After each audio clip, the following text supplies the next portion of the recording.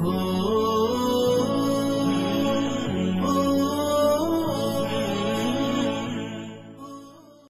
Rahmanir Rahim. Alhamdulillahi Rabbil Alamin. Wassalatu wassalamu ala Rasulillahi wa ala alihi wa sahbihi ajma'in. Wa ba'd, assalamu alaikum wa rahmatullahi wa barakatuhu. An uwa masu albarka masu kallon wannan tasha ta mai albarka, tashar mu ta Africa TV3.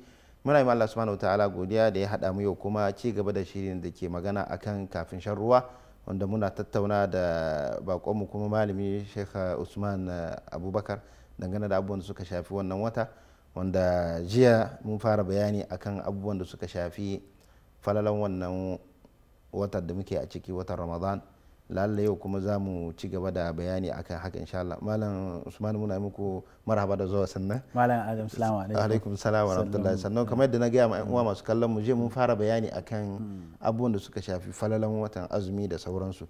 Amma kafin mu yi magana mu dora akan inda muka tsaya jiya, shin wani mai kallon zai iya ce shi azumin nan ma wai shi me matsayin hukuncin azumi?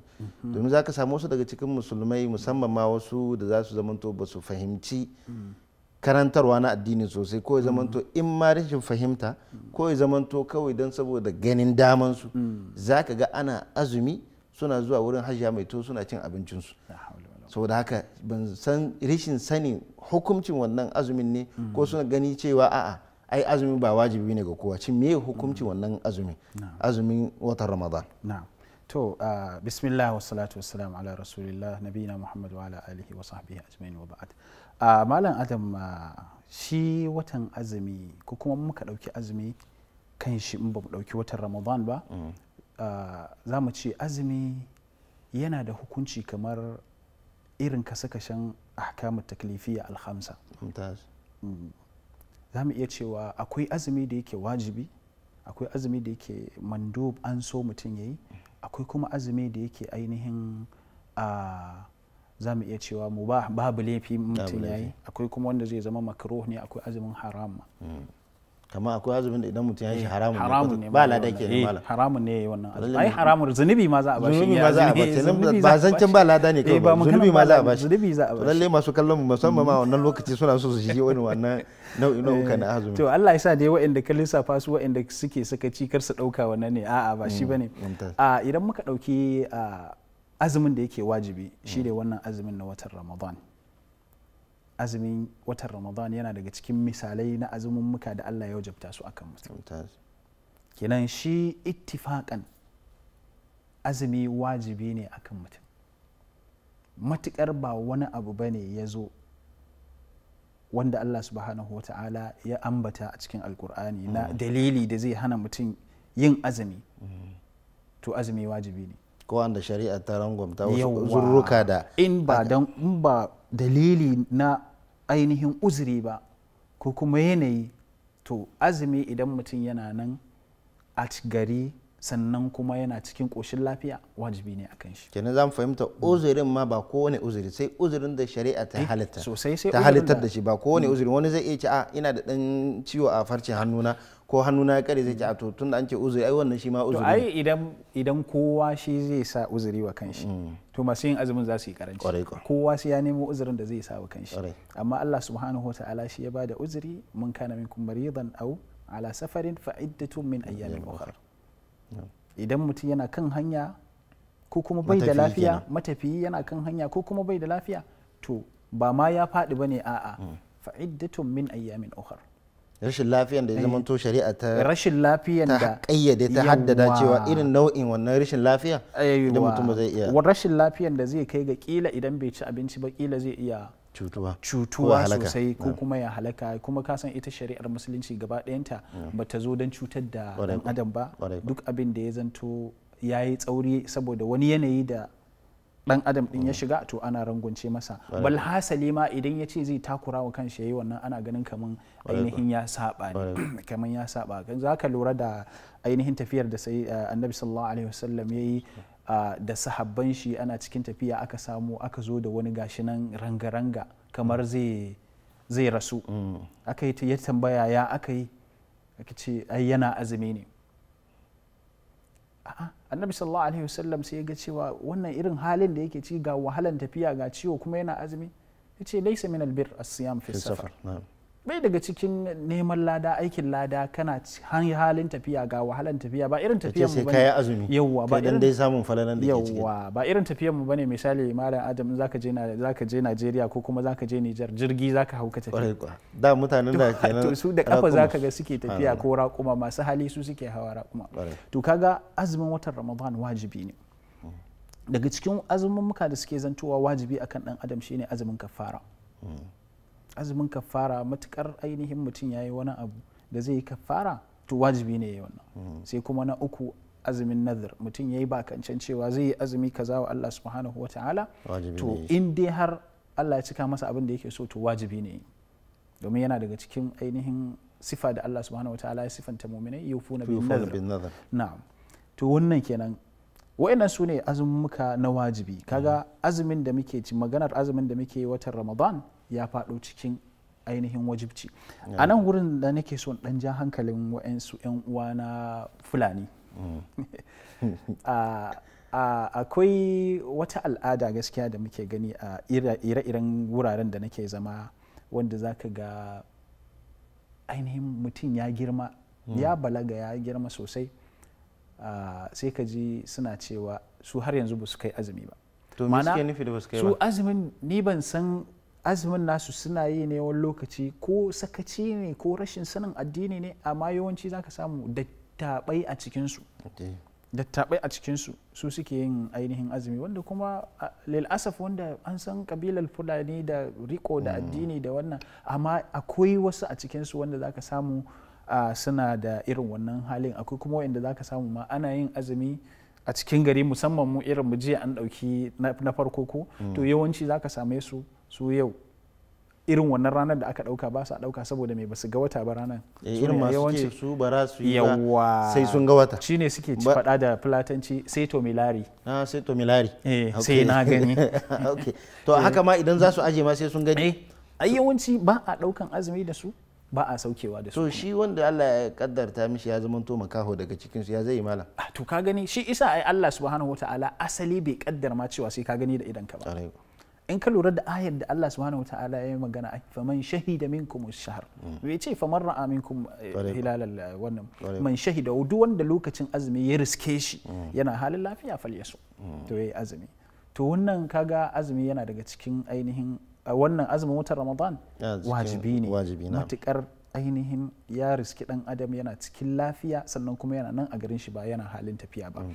Sai azumi da yake zantowa ainihin mandub ko kuma sunna, suna nan da yawa, irin azumin muka na nafila da Annabi sallallahu alaihi wasallam ya kwadaitar akan yawa litinin alhamis, azumin at-tasi wal ashir min muharram, ko kuma azumin ranar ayyamul bid, duka wa'annan duka mandub ne. Sai kuma azumi na halal, kawai azumi da ba su shafi wa'annan ranakun ba, kawai mutum ya tashi ya ce yawa ya ce zai yi azumi. Sai kuma azumi da muka ce makruh shine mutum ya keɓe ranar juma'a ya ce zai yi azumi, ko kuma ranar asabar ita ɗaya, bai yi a farkon a baya ba kuma ba zai yi a ƙarshe ba, ya keɓe wannan ranar ita ɗaya ya ce zai yi azumi. Yake don saboda falar ranar juma'a. Annabi sallallahu alaihi wasallam ya hana yin azumi kusan, kuma in ka kalli ita ranar juma'a tana da wani tana da wani yanayi na kamar idi. Idin karamar sallah da babbar sallah an hana yin azumi, to ita ma tana da irin wannan, shi sa Annabi sallallahu alaihi wasallam ya ainihin hana yin azumi.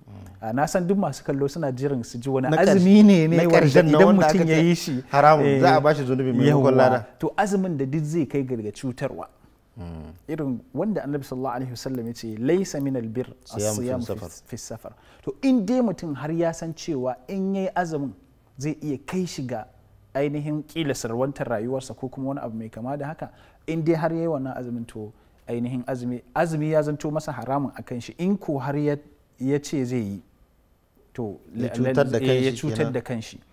To anan wurin ya shiga wannan. Sai kuma misali wadda suke ciki kamar mata da suke cikin hali na wadda ba za su iya yin azumi ba, misali wacce take haila ko kuma take yin ainihin biki nifasi, kaga duk san addininta idan ta ce za ta yi azumi a wannan lokacin ta saba wa Allah subhanahu wataala. Idan ko ta yi azumi madadin ta samu lada, me za ta samu? Za ta samu zunubi saboda Annabi sallallahu alaihi wasallam ya gwada cewa su ba sa yin azumi ba sa yin azumi kenan idan ta bal in ta yi azumin ma za ta shiga cikin kila wacce sayyidina Aisha wata ta tambaye ta ma balun nisa yaqdina as-salat wa la yaqdina as-sawm ta ce mata a haruriyatun anti ce shi ke yar garin harura ne to su waye a garin harura su ne mutu khawarij khawarijawa waɗanda su kawai mace ko tana haila ko tana nifasi za ta rika yin azumi to kaga a nan wurin mace idan har ta yi azumi to tana wannan halin ta fita daga shari'ar Allah a lokacin da take nifasi ko kuma take yin haila shine ta bar azumin wannan ita ce shari'a lokacin da ta yi azumin kuma ta saba wa shari'ar Allah to saba wa shari'ar Allah kuma yana gadarwa da mutum ya samu ainihin zunubi Allah subhanahu wataala ya kiyaye yana takaice dai zamu fahimci cewa wannan watan da muke a ciki na watan Ramadan wajibi ne ga dukkan wanda ya zama to musulmi wajibi ne ga duk musulmi na'am in dai har ya riski wannan wata yana halin lafiya kuma yana zaune a gari to azumi ya zama wajibi a kai shi to idan in ya zama to mara shi lafiya kuma muka ce sai wanda ya zama to rashin lafiyan da shari'a ta ba da rangwamen zai iya aji azumi saboda shi kamar da na ka misali na cewa wasu zaka same su wani rashin lafiyan da yake tunda malama suke ce wanda ma bai da lafiya dole sai ya zama to likitan ya zama to thika ne wanda ya zama to an raida da shi musulmi wanda zai ce ko ba musulmi wanda zai zama to thika wanda ya san illar wannan ciwon zai iya ce to wani idan kai azumi baka ci abinci ba awa kaza to matsalar ta kaza ta kawo amma in dai ba haka bane ce na wani ciwon da dama ai ciwuka akwai wanda sun safi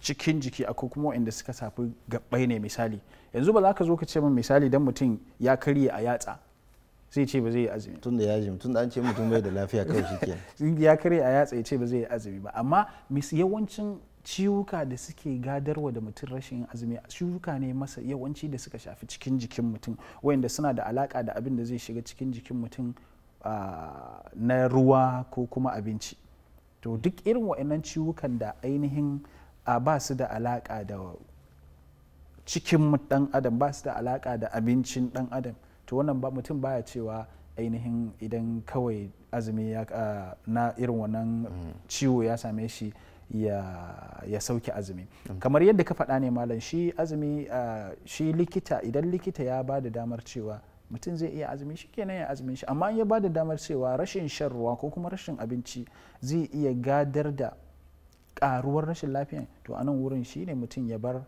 ainihin azumin ya sauke ya sha ruwa saboda ita shari'ar musulunci kamar yadda muka faɗa ba ta zuwa da abin da zai cutar da ɗan adam wannan shi ne to kamar misali malam muna samun wasu irin al'adu a wasu ƙasashe ko a wasu garuruwa hakan ga ko da a wasu wurare za ka ga ba su da yawa amma duk da haka ana samun ɗaiɗaiku kamar irin wuraren da zai zama to wuraren da mutane ke zama wasu tasha ko wani wurin wasu wurare za ga ana samun wasu masu sai da abinci a lokacin da mutane suna cikin wannan yanayi na azumi to kusan su ne ma ke taimaka ma wa'anda ba sa azumi ma rashin yin azumi domin duk wanda ya san bai yi azumi ya zo wurin aikinsa tasha ko sauransu ya san ba zai samu abinci ba dole ko ba dan Allah ya ɗora azumi yanzu misali irin wannan wani irin tunatarwa kuma za ka sami musulmai ne 'yan uwanmu masu sai da wannan abincin kamar wani irin tunatarwa ko faɗakarwa za a yi ma irin waɗannan masu suna ga cewa malam ai wannan lokacin sun fi samun riba domin lokacin azumi da ana samun masu sai da tuwo 10 a tasha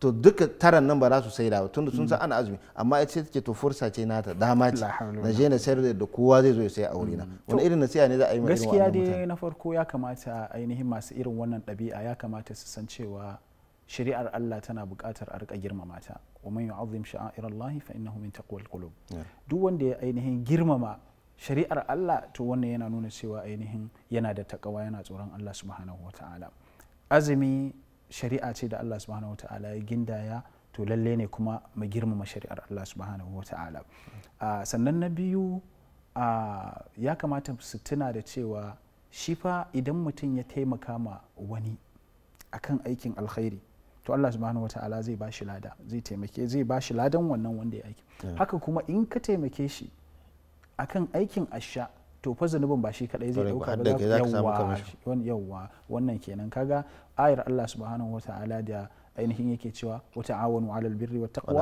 wa la ta'awanu 'alal ithmi wal 'udwan kenan dukkan waɗanda za su yi irin wannan da nufin su sayar ma da waɗanda suka ƙi yin azumi abinci kaga sun taya su wurin saba wa Allah na kin yin azumi a ainihin lokacin da Allah subhanahu wataala ya umarni da shi, kenan gaba ɗayansu za su samu sun fada cikin zunubi. Allah subhanahu wataala ya kiyashe. Amin amin malam, ana nuna mana lokaci yayi kuma lokacin kuma shan ruwa yayi. Allah zamu nemi abin ganku zamu tsaya anan insha Allah. Idan mun zo gobe Allah zamu dora inda muka sa, ko zamu dauko wani sabon maudu'i wanda zamu kama ƴan uwa insha Allah. Mun gode ku, Allah ya saka da alkhairi. ƴan uwa masu kallon wannan tasha mai albarka, nan zamu dakata mu je shan ruwa, sai gobe idan Allah ya hada mu a cikin wannan shiri da ke magana akan kafin shan ruwa. Muna roƙon Allah subhanahu wataala ya datar da mu, kuma ya sa abun da muke ji na tunatarwa da faɗakarwa mu yi aiki da shi, kuma Allah dai ya nisantar da mu da dukkan wani abin da zai haɗa mu da zunubi, kuma zai rage mana ayyukan mu na lada. Anan zamu dakata, wa sallallahu ala nabiyyina Muhammad wa ala alihi wa sahbihi ajma'in, wa subhanakallahumma wa bihamdik, ashhadu an la ilaha illa anta astaghfiruka wa atubu ilaik. Wassalamu alaikum wa rahmatullahi wa barakatuh.